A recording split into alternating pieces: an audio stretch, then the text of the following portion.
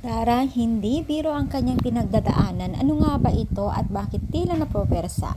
So bago natin ipagpatuloy ang ating pag-support today's video, kung bago ka pa lang sa aking channel, please subscribe po, like, and pakit na rin po natin guys ang notification bell upang ma-update po tayo tuwing ako po nag-upload patungkol sa Team Kalingap.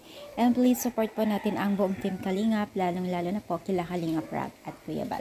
So for today's video nga po, ang ating pag-usapan muli ay patungkol nga po dito kay Dara at ang kanyang dating love team na kung saan po ay sigaw po ng bayan o talagang kung gusto nilang ibalik ang dating love team ni Dara.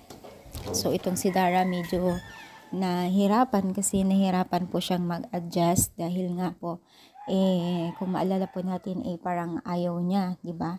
Parang ayaw niya ng love team, pero syempre sigaw po ng nakakarami ay sana daw pumayag na itong si Dara na magkaroon ng love team dahil namimiss na daw nila ang bilang Dara, no, at ang kanyang love team noon pa man. So syempre talagang si Dara ay hindi siya makapag-decide, kaya naman po medyo nahihirapan po siya kung ano ba dapat talaga niyang gawin at kung susundin ba o hindi dahil nga po medyo ilang siya and then ayaw niya siguro, no.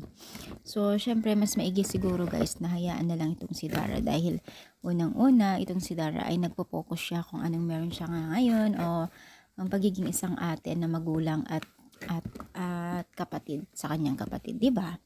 So yan na lang muna natin tong si Dara dahil malaym natin balang araw ay bigla na lang siyang babalik ulit sa pag-love team, no? So anong masasabi ninyo? I-comment down, pa-like po ang ating video. Thank you and God bless.